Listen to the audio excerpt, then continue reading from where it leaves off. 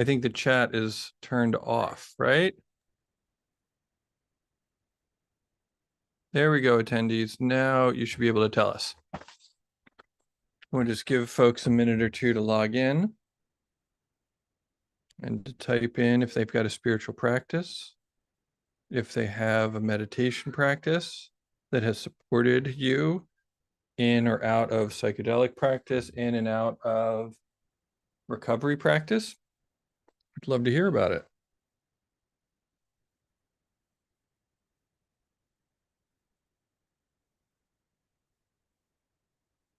Oh, there's a quiet bunch, huh? Mm-hmm. All right, then keep your secrets. Ah, meditation has really helped. Sweat lodges. All right, Knoxville, Tennessee, paganism and Christianity, yoga, breathwork, meditation, and hape. All right, we've got San Jose.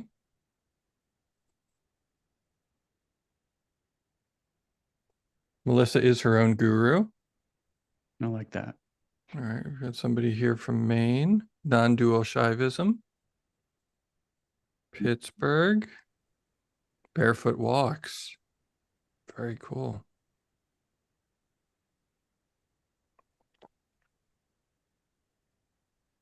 All right.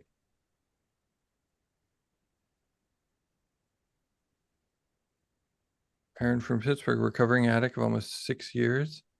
Ultimate inner work with the mind-body connection in all realms. Very, very cool. All right, so everybody, thank you so much for being here. Another presentation of Beyond Addiction. I'm your host, Daniel Shankin. I'm really, really glad to have you here. Grateful to be able to share with you on this topic. Big thanks to some of our sponsors like the Etheridge Foundation, Atero, Bronner, Sensoria, States of Mind, and the like. And so I am here with two wonderful, deeply spiritual men. We've got Ashel Eldridge, the co-founder of Essential Food and Medicine. And we have Alex Oshansky, the co-founder of Natura Care. Thank you both for being here. And the way I would like to start, if you don't mind, is that perhaps each of you could go into a little depth about perhaps your spiritual biography, perhaps your recovery biography. And let's see. Who was born closest to January? I'm April 30th. Okay. Ashel? March 3rd. March 3rd. All right, let's start with Ashel. Yeah, nice. Yeah, so repeat the question again? Will you share a little bit about your spiritual biography, your recovery biography, and how they intersect? Yeah, well, that's a D one. So, I mean, I guess the spiritual biography would start it could start at birth or it could start prior to birth. It depends on Sure. We can go there. I mean, yeah, I'm Not sure. afraid. Sounds like we could go there with you. But I was born in Chicago, so I was born to, hardworking Baptist, education, pressing parents. Um, and I guess that, if you grow up, with baptisms in a Baptist church and that piece, then that's you get the Holy Spirit, you get a lot of that to energy. What's up, Chi-Town? That's some people on the chat. Um, and then I remember really getting curious about good and evil and really got scolded for that. And I was like, whoa, like, what is this? And I was reading up on evil. Like, what's the nature of evil? Like, why is this? Because it was like this battle that is unprecedented battle we're always talking about in church. And then that's when I really started getting that, deeper into like spirituality, quote unquote. And went to University of Rochester in upstate New York, got more into psychedelics, in college years, and then also into meditation and things of that nature. And then eventually went to Institute of Transpersonal Psychology from a master's out in Palo Alto, where I studied shamanism and Taoism. And from that point, I did Grandmaster Li Tien Gong, that was alchemy and mortality practice, worked a lot mestizo, Shipibo, ayahuasqueros from Peru. Um, yeah, many different teachers at that point. And also I would have to say very spiritually inclined too through my aunt work and hearing her always discuss things about the Black Panther Party, which is like to me like deeply spiritual and it's informs my work today and the reason why we do holistic detox recovery program. Um, so activism as a spiritual practice, in that way. But then obviously we were talking about Amaji. Like so many people have come from then as a seeker and as one who wants to be immersed in sort of soaking in the in this sadhana. So then there's like so many teachers, but there's like Muji and Guru everywhere, Guru everything. At some point. But I just to name a few. And in recovery, I mean, really, I mean, I grew up with like, my brothers, my uncles in and out of prison and in and out of, we grew up in the projects in Chicago.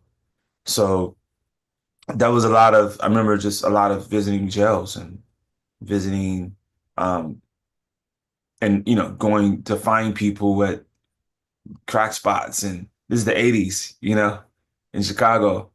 So I was very much immersed in like sort of that idea around like, um, sort of drug culture and how the impact on families directly, just by direct experience. And I looked at, had still had that gang, have uncles that have died in prison, So I was in that space, but also deeply also looking for ways to do ancestral healing because of that. Um, and that sort of guided me and was like the impulse to like deeper teachings and learnings and also healing myself. So I have a wide range of teachers. Nassim Harriman, I would say, from Unified Field Theory, is also the physicists, our teachers. Dr. Joe Dispenza. I have some classic tantra teachers for our sangha that we have now. Maestro Cucho from Peru. Um, you know, from Machu Picchu. So many, so many. I'm sure we have a couple of teachers here in this call too today. So yeah. Thank you. I love all the shout outs and all the honor sent back to all the various lineages. Feels good. Feels good. Thank you. And Alex, Yeah. your Well, thanks, spiritual Michelle. Nice to biography. hear your background. So, in that sort of helped ground me. Just thinking too, just going back and yeah, for my story, recovery and spirituality are just completely intertwined. And I remember at a young age, the first time I got high, I felt like I had opened a portal into just something completely magical and otherworldly. And my first psilocybin experience when I was a teenager was probably one of the greatest moments of my life up to that point. And I feel like living and coming from an upbringing where, pretty classic suburban, like modernity lifestyle where it just cracked something open in me. And then I, over the years, just kind of kept finding transcendence through drugs and thought that that was my answer.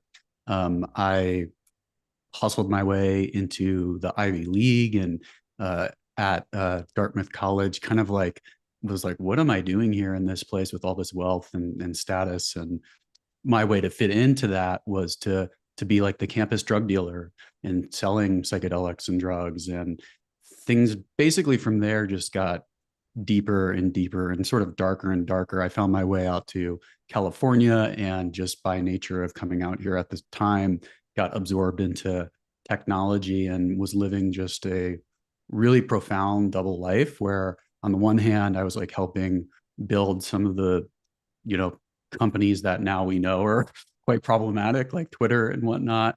But it was also really exciting at the time. And so I was like doing this by day and by night, and even actually during the day, as I'd be slipping into the Tenderloin, which is, um, an area where you can basically procure any drug known to man. And just things got worse and worse until I hit my bottom point, and that's when I dove myself headfirst into recovery, and that's really when I feel like I had the humility to open to spirit and I was doing psychedelics in that first year of recovery while doing a very long medically supervised detox. And those were a real lifeline for me. But it was when I was a year into recovery, and I was at that point being like, like I've gotten off the hard stuff, which are opiates, amphetamines, and everything under the sun. But I was like, I probably can drink and smoke weed again. And that's when I did ayahuasca for the first time, and that was another major turning point, and that completely cracked open my world and sent me down the spiritual path, and ended up studying extensively with ayahuasca and a few different lineages, the Kamcha and the Shipibo, gratefully studying with them, trips and dietas to Peru, and then diving headfirst into various yoga systems, Kundalini, shadow yoga. I taught yoga for a bit, and meditation, Theravada, Vajrayana Buddhism. I've really dabbled in many different traditions and lineages, and I think in recent years really have deepened on the meditative path, and have studied more like sort of like bare bones non-duality, and just like pointings that help you recognize that really like the thing that we're seeking is just it's right here and it's completely available to you. And that's been profoundly impactful and also really helpful to help, I think, stabilize and integrate the insights that can come from integrating psychedelics into a recovery process. And so, yeah, there's a lot more lineages and teachers I can really give thanks for, but I think that's a good overview of sort of how I've arrived here very fortunately and happy to be alive. Uh, cool. I'll echo that. I'm happy you're alive. Thanks for staying alive for us. So, so my entry into recovery was through the 12 steps, right? And we had, Bill Wilson. At the time, I didn't realize that he had been taking psychedelics. Like he had been doing LSD with, like a whole bunch of Aldous Huxley and a whole bunch of cats like that. Um, I just knew that I read that book and his spiritual awakening. I was like, this sounds like somebody who's been doing psychedelics, and sure enough. But what he took from it was kind of basically a spiritual path, right? He kind of put together a spiritual path for drunks, and it seemed to work a percentage of the time. And I know that that is one of like the big sticking points for people. Some people cannot wrap their head around or be okay with kind of a spiritual path, and some people really embrace it.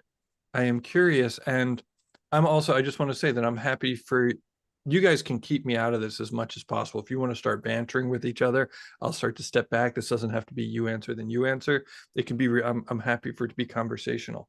But I'm just curious if you could both comment on the um, support that a spiritual practice, and not just philosophy, but like a grounded practice that has a discipline and a methodology to it, can support somebody who is healing and trying to overcome things that have been getting in their way. Yeah. Go for it, Ashal. Yeah. And We're I'll going. jump in. Yeah. Yeah. Yeah, exactly. I think we started like touching upon. It was good to hear also more background on Alex too. And I think, I did this training, for example, that really I was excited about taking because it was something that was revealed to me as we were working with folks in encampments in West Oakland. And we were going to these ceremonies and we were trying to create access for people who are like, yo, where you going on these weekends, or where you going for a couple of months, and you're traveling around the world, and you're you like, what's this like ibogaine? Like what? Like I'm dealing with fentanyl. I'm dealing with meth. I'm dealing with these things because we're working in these areas where people are trying to they're ready and available. Um, and then there's some people who are not, right? They're just like, they have to see it all the way through. They have to see it all the way through. And sometimes that may mean unaliving. And there's a certain level of like sort of presence and compassion and beyond like non-judgmentalism. It's not, I don't even know what the word is. To be present with someone in when they're in this space, such that we understand at this point that addiction is, we look at addiction as a spiritual path in itself that we all experience at some level. And then so I was going through this training, and this training was interesting because it was had a lot of like sort of Buddhist inclination. We were working with this guy Chong Wall, and I was excited to hear like this framework because um it gave a lot of like perspective for folks who we're working with who actually we also brought this training to as well, to allow them sort of the space to like really examine what was being touched upon when one was really going deep with a particular substance or creating an experience, right?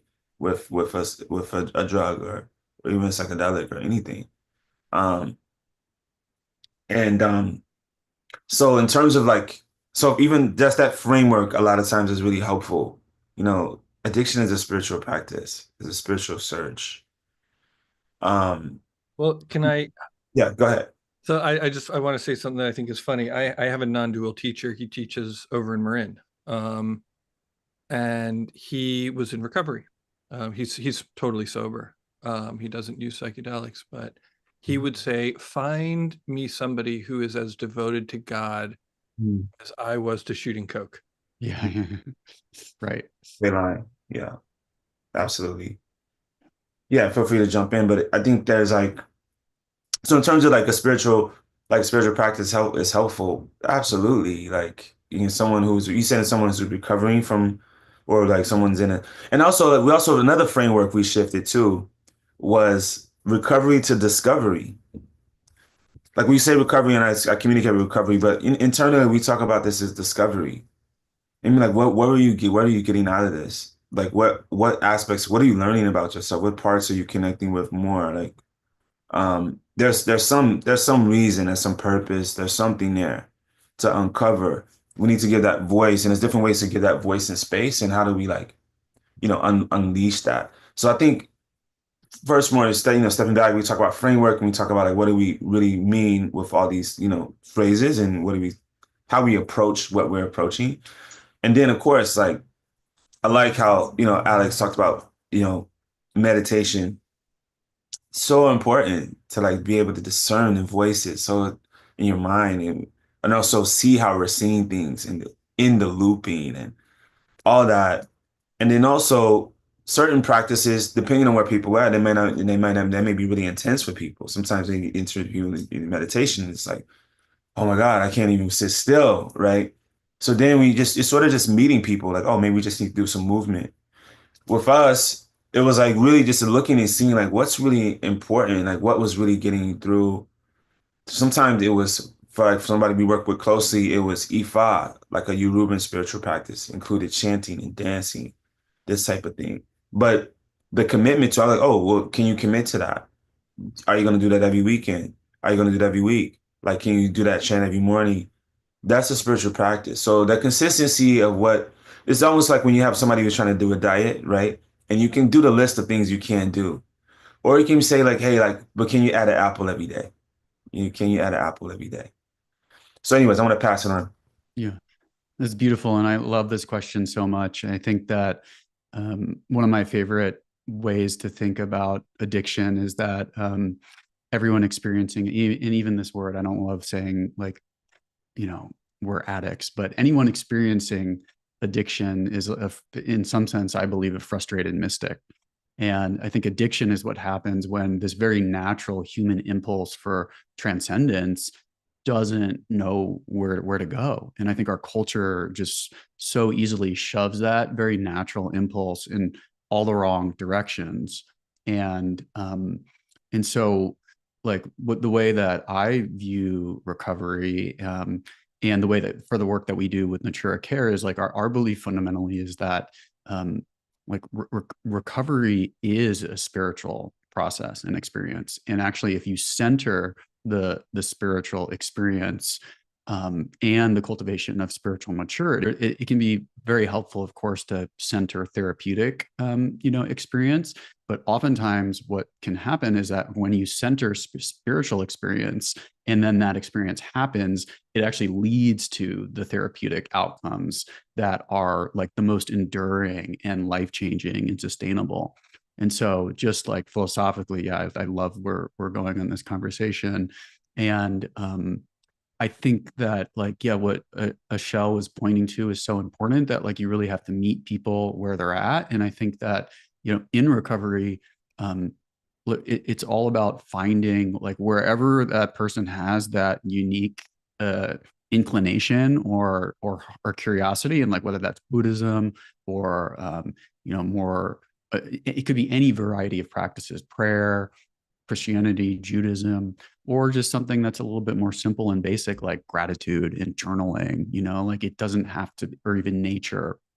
But once you've sort of found something that someone can anchor to, then I do think the consistent exploration of that is so important. And I think like what just I've seen in terms of people who really make long-term sustained change, it's the ones who find that practice that they can reliably anchor into. And by the way, that could be like 12 steps, it could be refuge recovery. There's so many great different groups out there. It doesn't have to be also a specific spiritual tradition. But the consistency of like having that just attention turned inward to be able to look in some capacity. I'm biased and think meditation is probably one of the most crucial and rewarding. But I'll pause here and see where, if anyone has things they want to add or ask. I appreciate both of your answers. Ashel, do you want to riff on that at all, or should I throw another question out? Yeah, keep going. This is great. I'm loving this. Yeah.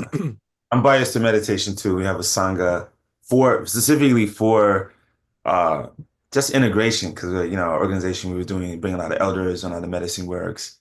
And then the Sangha and the meditation, the weekly meditation we have in Oakland is like the best, and it's like the just capacity being silence and a lot of reconfiguration to happen. And alignment is like really good medicine. Such a complete system. Buddha, Sangha, you know, Dharma. It's so complete. But yeah, go ahead, Daniel.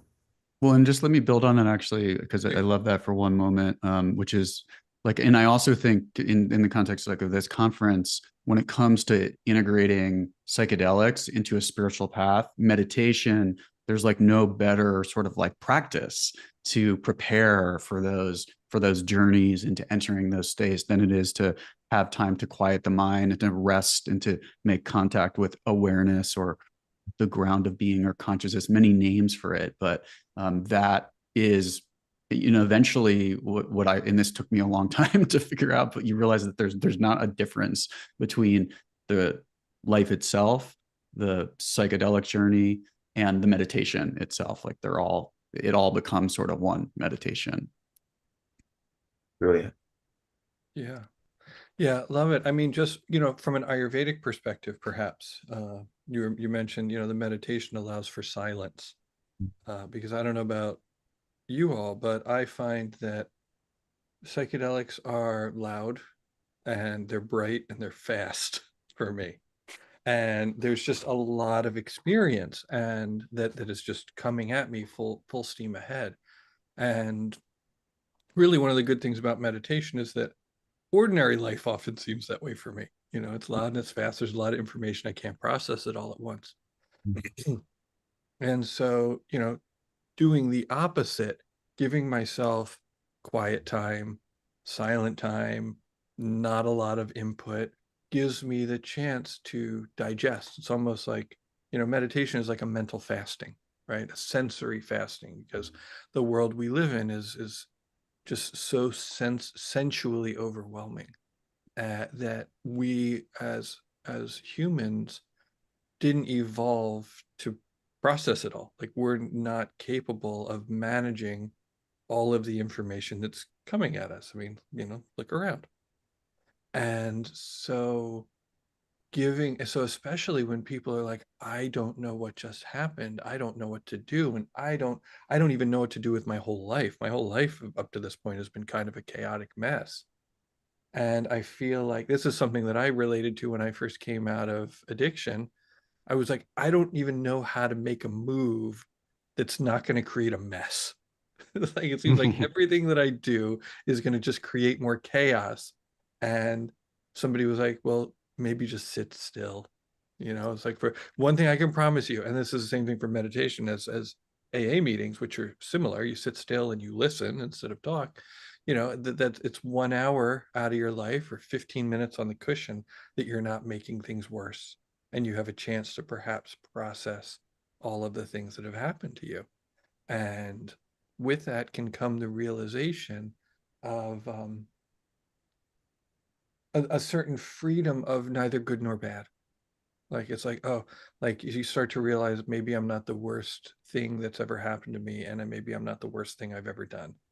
Maybe there's a little bit more freedom and possibility for my identity within this space.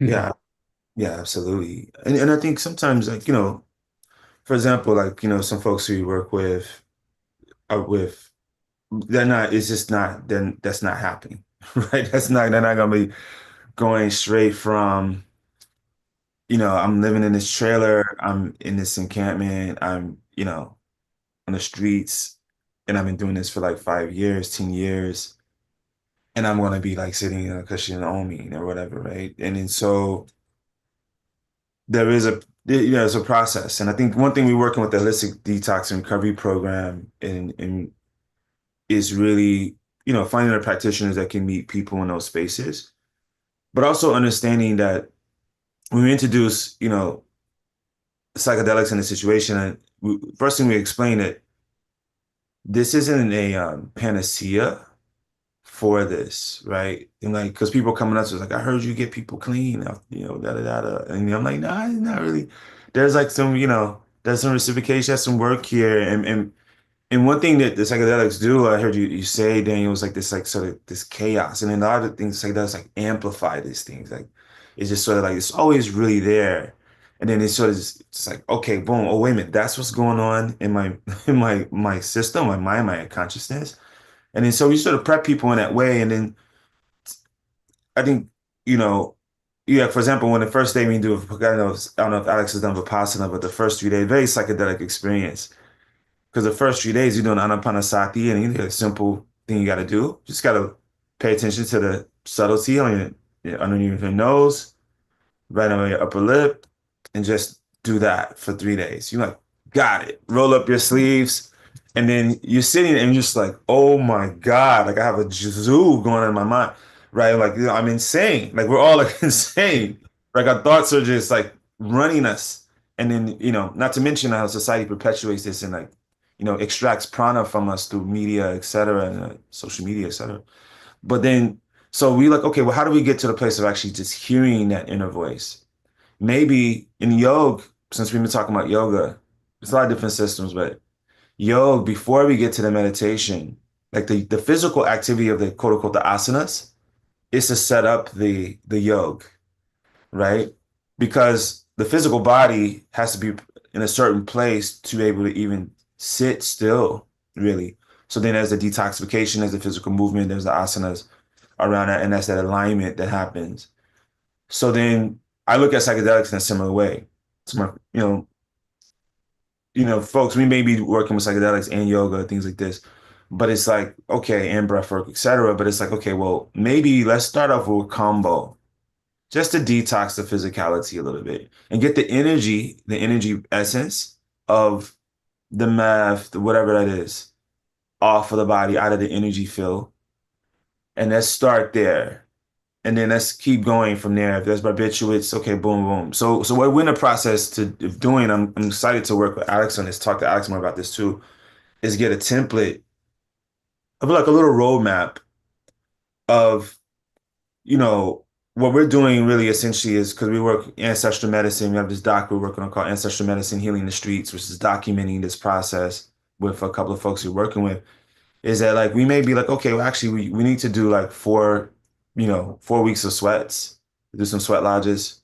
Let's just get it out of the pure pores. And also let's pray. Yeah, let's get that in. And then we want to move into this or that.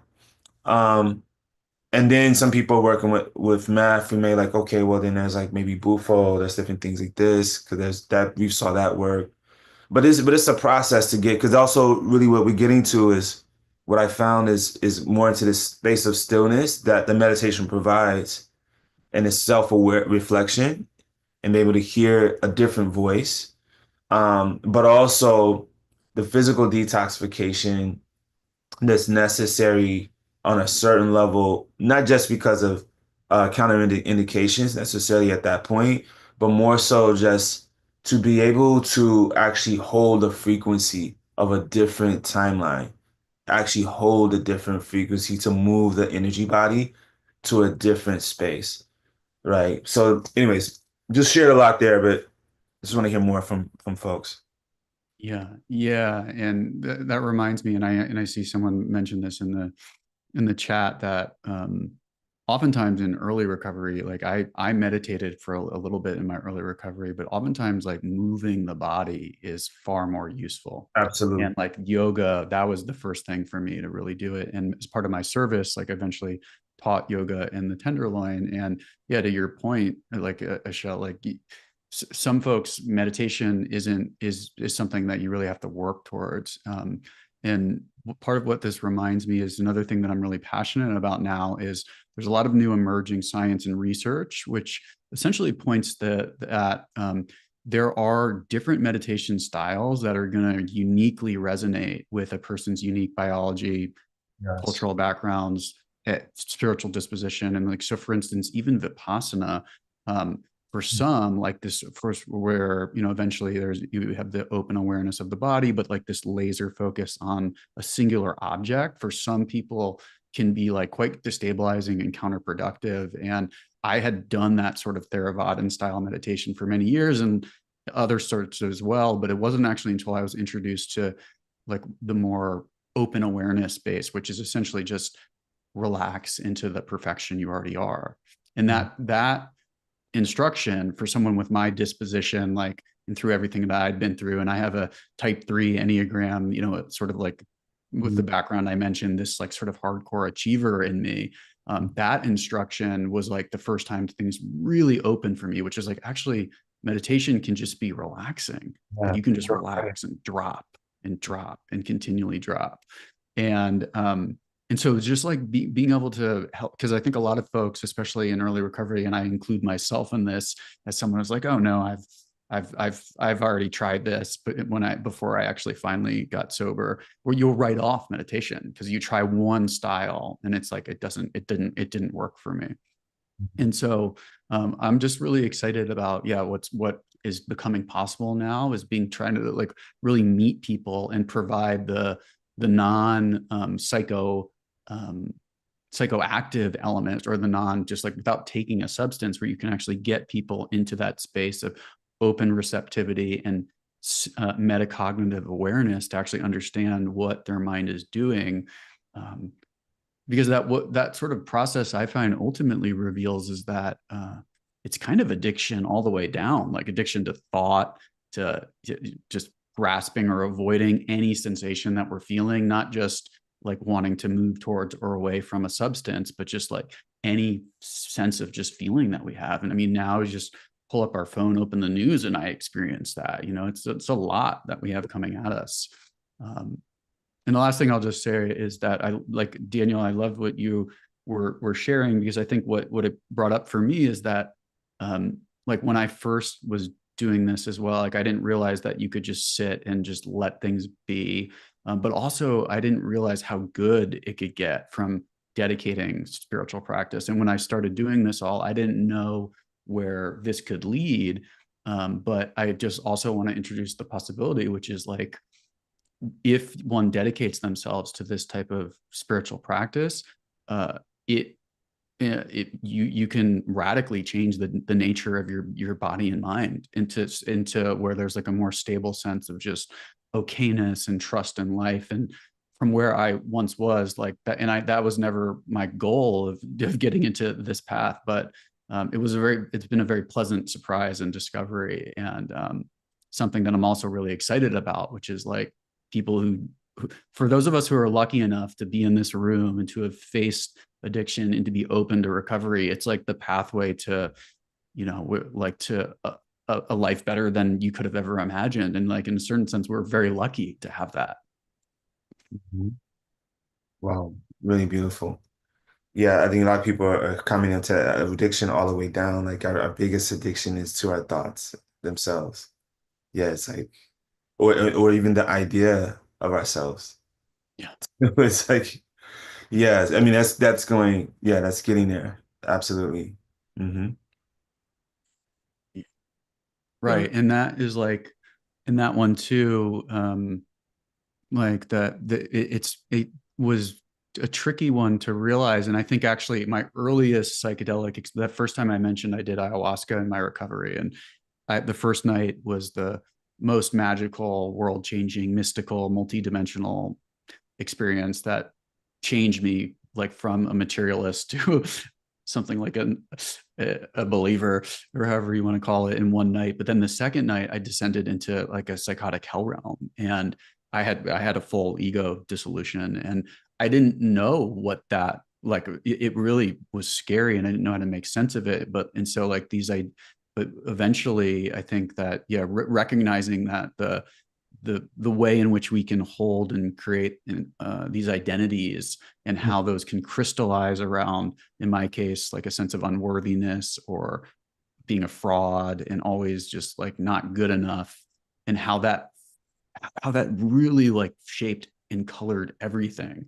And the beauty of the psychedelics and spirituality is that uh, you get a way to look at that and see, is that really the case? Right. Yeah, that's the beauty of it, is that it's sort of like these locus, these things that crystallize around these thoughts and our identity, that sort of masses, this energy, they can just like explode. And it's like a process that we can go through. It's interesting because I remember like one 10 day I was doing, and I remember like day 7, it reflected the first time I sat with ayahuasca. And I was like, whoa, this is crazy. Because I was having, at the moment I had just went through like a breakup with the mother of my child. And I came in the first day and realized I was the one suffering, because I was having like these arguments with her. She wasn't even there, right? But I'm there by myself. I'm having arguments with her. And I'm like, day 7, I mean, I never forget this, because I was like, well, like she's actually suffering. And I was like, wait a minute, wow, like she's suffering, and I'm like reacting to this, and then we're creating suffering for each other. And then I remember the first time I sat with the medicine was it's like 2005, I think. And what was shared was that my ego, literally, just very clearly, my ego was causing boils in the backs of children in China, right? And it was, and then what that showed me was like, one, it was humbling, but it also showed me like, also like the pot, like my influence too. It's like we're super powerful in so many different ways, and like the idea of the mind, the idea of the egoic presence, or the self as we know it, um, in our sort of addiction to identity itself, was really the thing that was crystallizing, like like bringing energy to a point that wasn't allowing for like the large expansiveness of the self with a capital S, right? And then because even if we're dealing with depression or whatever, that is also tied to a particular self identity. And then so one of the ways we work now is like, okay, where, sure, we can go into trauma and we can go into different things to look at the roots of like addiction and where these stem from. But what's been really more interesting for me recently is like just looking and seeing where the tendril of where that is actually connected to, where's sticky in an identity, that's supporting, upholding that particular like symptomology. And then how do we get to that place and like be with that in a different kind of way? So it's been, and the psychedelics really help with that, in this way, because it's sort of like it's very you can move really quickly. There's a relationship there, and then we try to sustain more with like, okay, well, let's just continue the meditation practice. But the meditation is definitely supported, help with the focusing, just from even just a practitioner standpoint of being able to like go in and see different pieces and parts to be able to highlight them and be in communication. Yeah.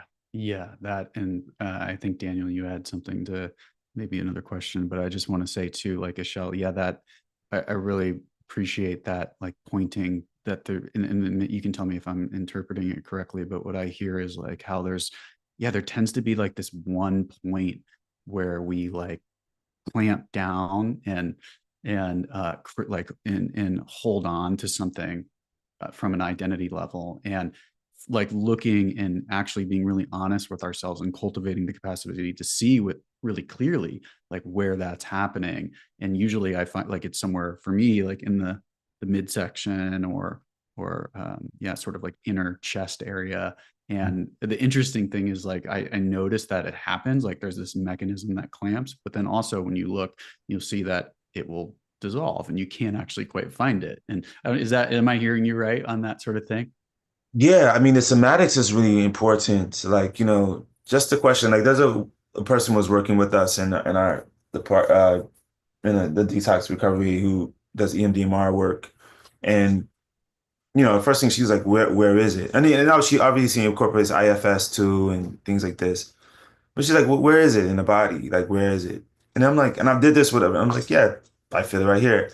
And then it's so amazing how that it's a very similar process with the different medicine work. You have this experience and you can go in like, whoa, I'm feeling this. And it just sort of really quickly goes it out. You can like purge it out or whatever.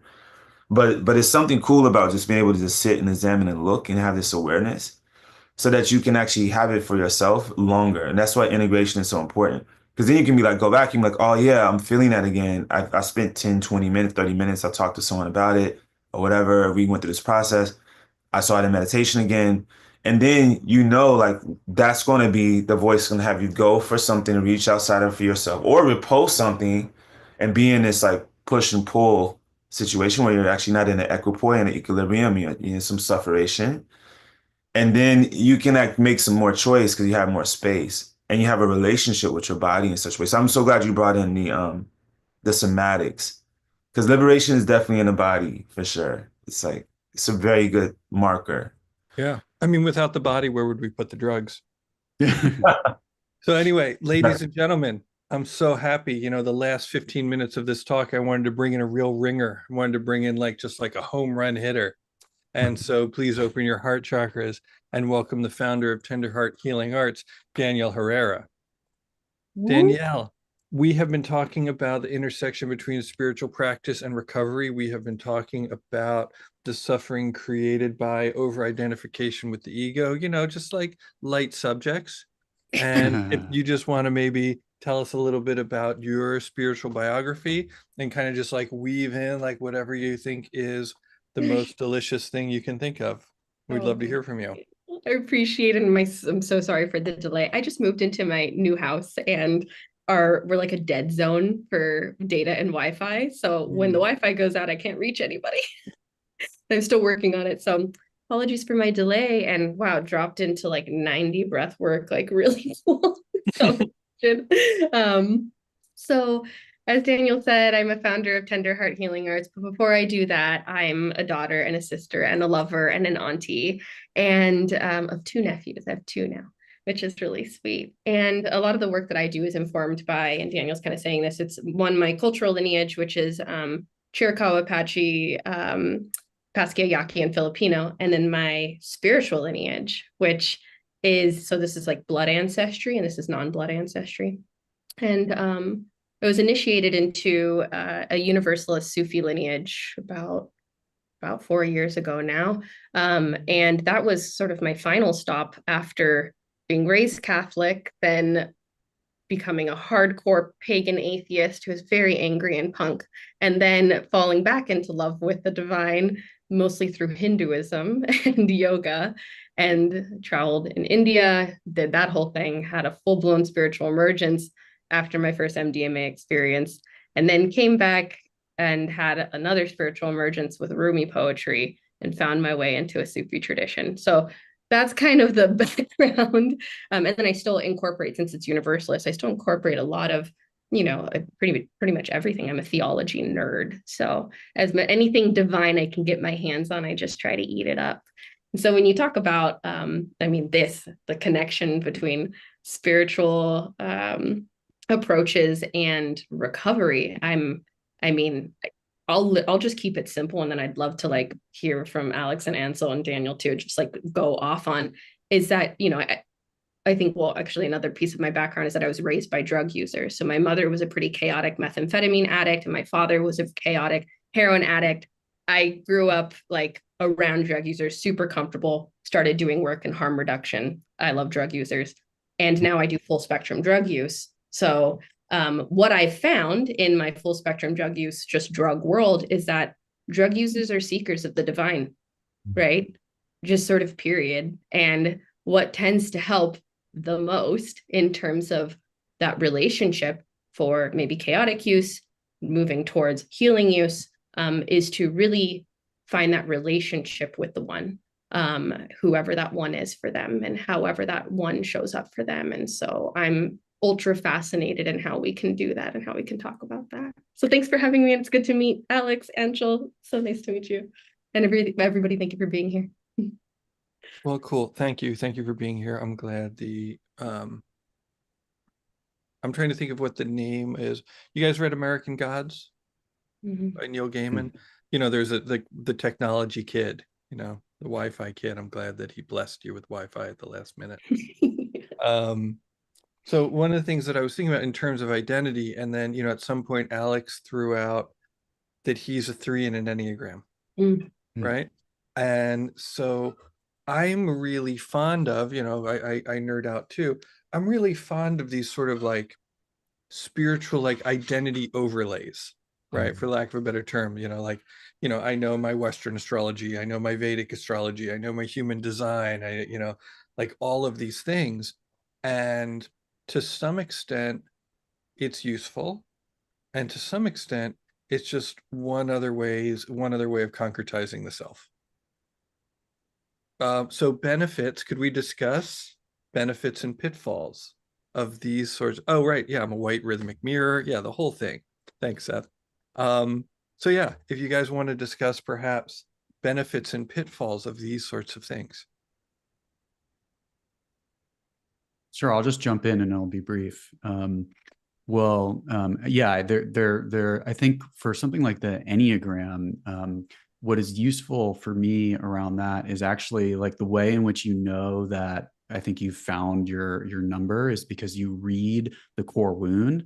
Like in my case, it's like having to prove my worth through like achievement, and you're like, oh, that is so me, and it hurts in a way that is like, I don't want that to be true.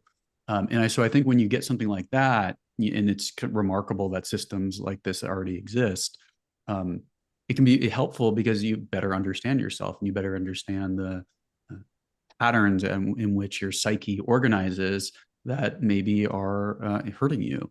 But then to your point, Daniel, I think that all maps are useful, but all wrong. And like eventually it's really important to move beyond. And I think like what like all of us are discovering from so many different beautiful traditions, and great hearing Danielle, your lovely background as well, like that what we're all seeking, I think really just transcends any framework. And this thing here can't be pinned down. And so I know we're short on time, so I'll start with that. That's great. Two things are coming up, which by the way, I'm a 7 on the Enneagram. You could probably tell. It's like, get duh. In my tradition in Sufism, we say that Sufism doesn't exist. Only God exists. So you can throw it out, And so there is no Sufism. There's only God. There's only God. You're constantly just, and what is God? So that's the second thing that comes up. Funnily enough, this is Pete Holmes' definition, which I think he got from somebody else, but would recommend his comedy because it's comedy that really uses. He's a student of Ram Dass's, actually, which is really fun. So his comedy is almost like a spiritual teaching, but he says, God is a name. God is a metaphor for a mystery that absolutely transcends all categories of human thought, including being or non-being.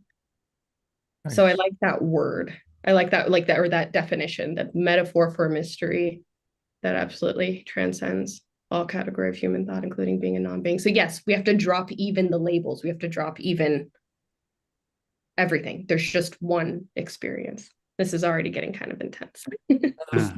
It's funny because I heard Pete Holmes give a different definition of God that he got from the road manager of the Rolling Stones, where he said, God is the blanket we throw over the mystery. Yep. So good. So to give it some shape and some comfort. Yep. Exactly. Good. That's good. Love that. Yeah, I'm gonna pass on that question. That's just beautiful answers, just so we can get, All right. So let's talk about principles. We've been talking about some practices. We've been talking about practices, personal practices, social practices, a lot of different ways of moving through the world. Could we discuss kind of spiritual principles and because we talked about somatics, like what do we embody? What qualities, what are divine qualities that we want to bring into ourselves and put them forward in order for this kind of healing and collective liberation to occur? Let's start with Danielle, because unless you don't want to go first, but I want to make sure you have time.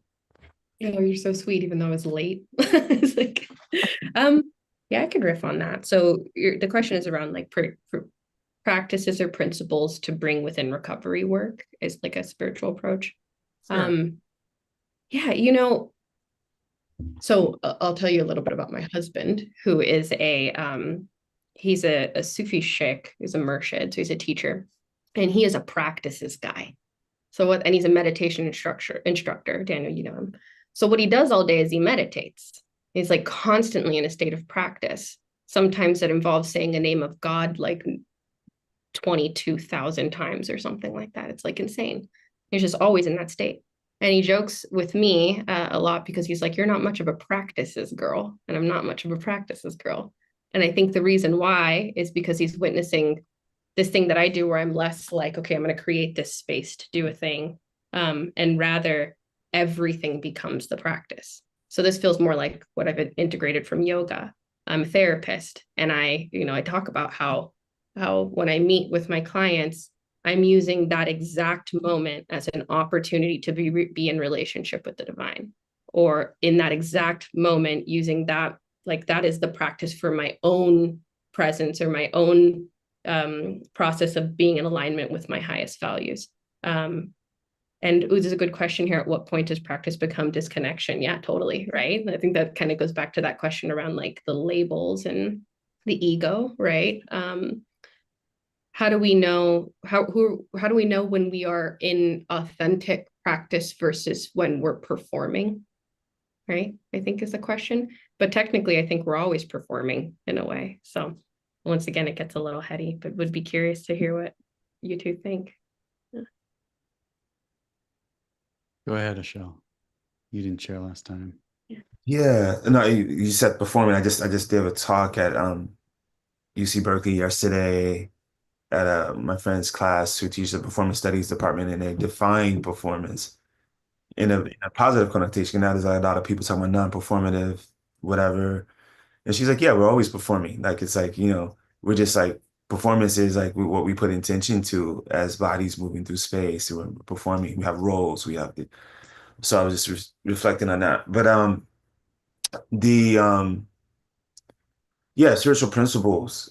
And so we talked a little bit about practices earlier, around, what is supportive and working with addiction. And we also discuss how addiction is a spiritual, in a lot of ways, a spiritual path, spiritual practice in itself. And I like how Danielle was like, yeah, this is every encounter, these relationships are an opportunity to practice.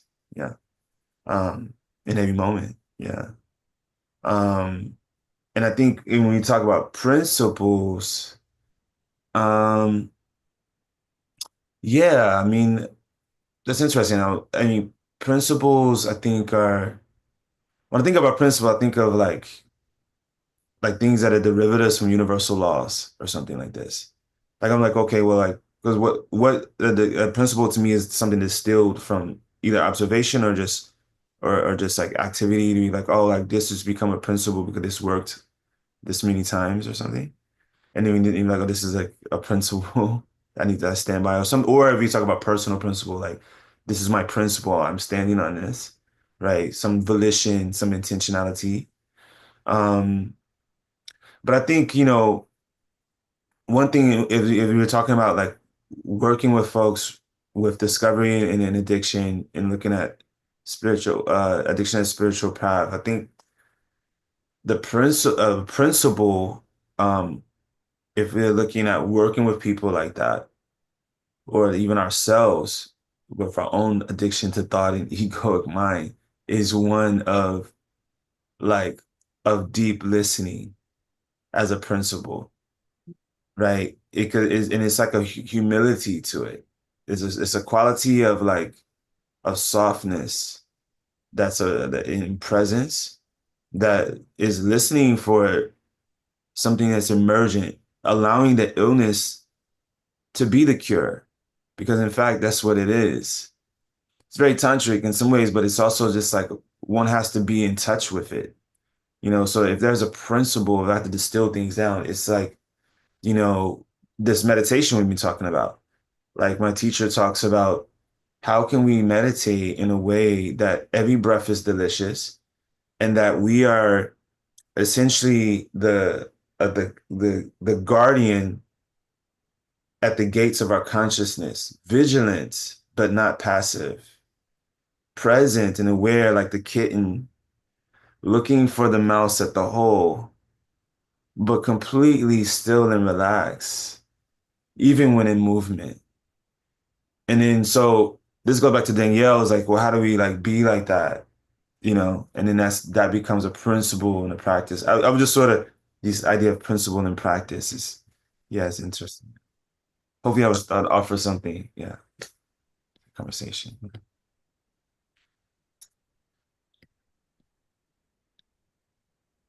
Oh, I can't hear you, Daniel. I think you're on mute. Daniel, you're on Or mute. you can't hear me, I'm muted. Yeah. Thank you all for that. I was just being glowing. So do you have extra, does anybody have a hard stop?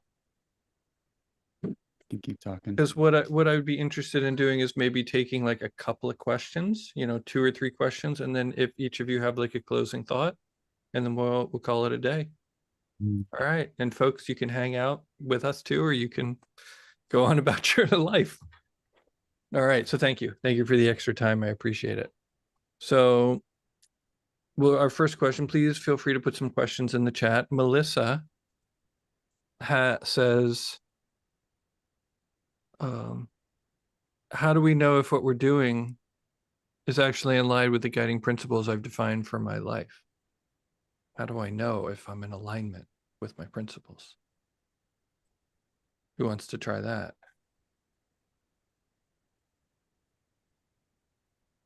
I offer a quick Sufi practice. It's called nightly review, which is every single night before you go to bed, you ask yourself, how did I do? And was I in alignment with my values? So first you have to know your values. There are tests you can take online to find your values if you don't already know them, but otherwise therapy is good or whatever works. But you ask yourself, was I in alignment and where did I miss the mark? That's my favorite definition for sin, by the way. It's not like it's a bad thing automatically. It's just missing the mark, So where did I miss the mark? And then the commitment that you make, tomorrow I'm going to try again, and I'm going to do better by trying not to miss the mark. But I'm going to be really compassionate and forgiving with myself because I'm human when I do. So that's a very basic thing. And maybe compassion is one of the values too. Exactly. Yeah. That's cool. So what you're saying is that the Sufis do a 10th step. Yes. An Totally. AA talk. Yes. Yeah, and that's what comes up for me on that one. When I also started in with the 12 steps, and there's a lot that one can say about that tradition. But one of the things I think it really does um, help install is a sense of honesty, and how central honesty is to recovery. And like I love that nightly review, because you can really, at that point, you have to be honest with yourself of like how did I show up. And I think one thing that's also interesting about this question is like, if you're feeling in alignment with life, you won't really have questions like this, right? Because you're just living and it's just happening, you know? And so even just knowing that this is a question and sort of like, oh, like it's curious, where do I feel like there's suffering or unnecessary resistance? And I think where like something like a nightly review practice, which is beautiful, can help is like, where might I be harming or creating suffering for other people, like in my relations and web of life? Yeah. Amazing. Thank you. All right, let's see. Any other questions? How might someone, I'll throw one at you, and then so I'll give you one, and then we can do some closing remarks. How do I get started?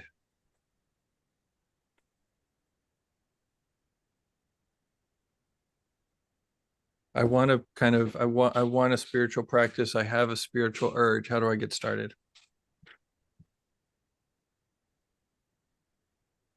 A lot of nodding. Yeah. I mean, these are great questions. I think how does one get started? I mean, I think, I think it goes back to like, I mean, I think at some point, our lives sort of reveal, you know, they give you that direction itself. Like even if we're trying to crawl out of a hole, and it's like wow, like at some point you're like, okay, I don't want to be like this anymore, or something needs to change, and it gets louder. And then what gets louder is coming from us, but it's also coming from the answer, the teacher, it's coming from there as well. And then so yeah, yeah, it depends. It's a lot depending on that question, but depending on who it is, like where you're at, like what resources, a lot of different things. But yeah, I see somebody try things, experiment. One step is the best step, forward. Um, I like how we have like we do all of us. We also, we shown that it's definitely not a linear path. And something when I was doing this when I was going to Institute ITP. That was a teacher who taught dreams, and he wrote a book called When Pigs Can Fly or something like this. And I remember we had to do in circle. I mean, communities, such good medicine. I mean, people you can trust and reflect. But we would share our dreams with each other. Like, oh, last night I had this dream. Boom, boom.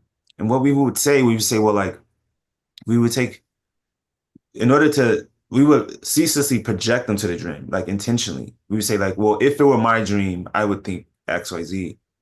And the only thing that we was come away with, the person could come away with to say that it was that wow, okay, I liked what you said there, was what you call the aha moment, which is almost like a somatic response.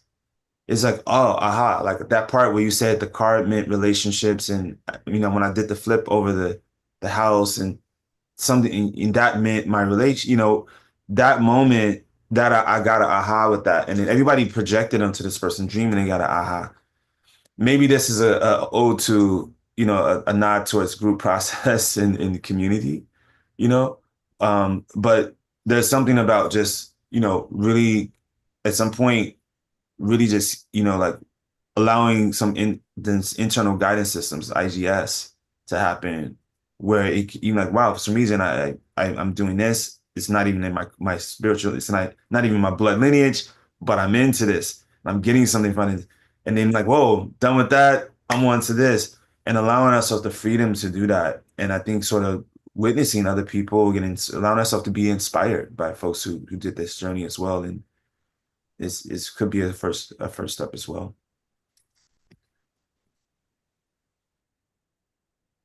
You're You're muted, still, Daniel. you're on mute again, sir. Great, amazing answer. And let's have somebody answer this next one. We sort of mentioned this idea that addiction is the pursuit of the divine. Would somebody care to elaborate? If they believe it is, in fact. And if you don't, you can say that. I feel like the human experience is in pursuit of the divine, you know? So, then addiction being, okay, Rumi poem, Love Dogs, you should read it. It speaks to the experience of the dog staring at the doorknob, waiting for their master, their human to arrive, right? And that's the human experience as well towards something, okay? And so we have, and this actually answers your previous question, we have an and intrapersonal relationship. So when you ask the question, like, where do we begin? It's to me, the quickest answer is prayer. And that's the like interpersonal with divine, like relationship of asking for help. And then the intra or the intra so intra is inter, and then inter is outside, which is community. And Eshel, what you were saying, going towards somebody who you feel is connected in some way and saying, can you help nurture this in me? And when people don't have that, when they feel like they can't go to somebody and say, how can you help nurture this in me? Or I don't know how to ask for help, I don't know how to pray. Then you know what's really reliable? Alcohol. It's the same every time, extremely predictable, right? See, and you could just have the experience right away, no questions asked, not even needing to get over any social anxieties. It's just there. So I would say, yes, I agree that addictions are in pursuit of the divine for most cases. There's also just recreational, like I want to have an experience, but having the strong, intense relationship, that sounds about like a spiritual experience to me. Very, very cool. Bay Area, this might not, I don't know if we're necessarily doing sourcing or recommendations so much, but they exist. There are congregations in the Bay Area. I don't know how we feel about that. Does anybody have one that they really vouch for on our panel here? Bay Area Church? I put my website up, and folks can sign up for the email, and then there's different people contact us asking for different resources. We're a community hub for different Great. things.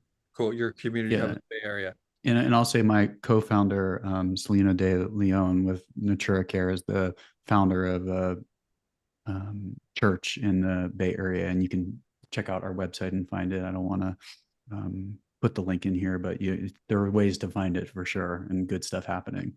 I love Selena. Oh, yeah? Yeah. We probably Yeah, know, women's we've probably circle. met, Danielle. You look We familiar. probably have. Yeah. Probably at CSN, some things. Okay, yeah. There, yeah. Great. Yeah. And I just offer one more thing on the like how to start. I really like what you said, Danielle. Like I do think it's so it's like if you're in any sort of recovery, and let's say you're doing any sort of like if you're in a program or a group, like if the literature in that resonates with you, like that's a starting point. Like if people in those communities, if you're like, okay, I'm vibrating towards that person, like just move towards them and ask and see. And because there's so many different options out there.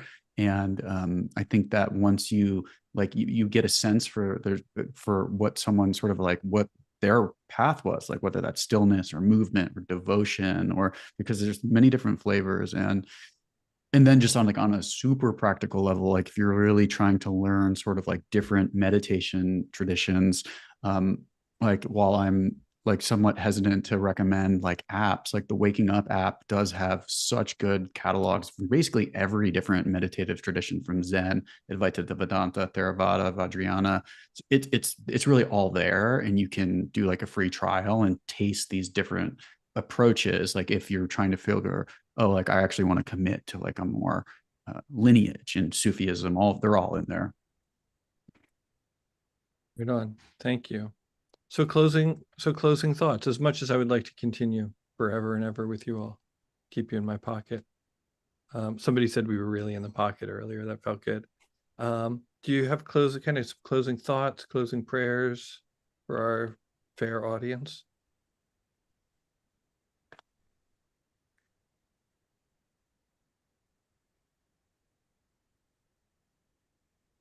Is this like the sermon where the Buddha holds up the flower that was happening? Yeah, exactly.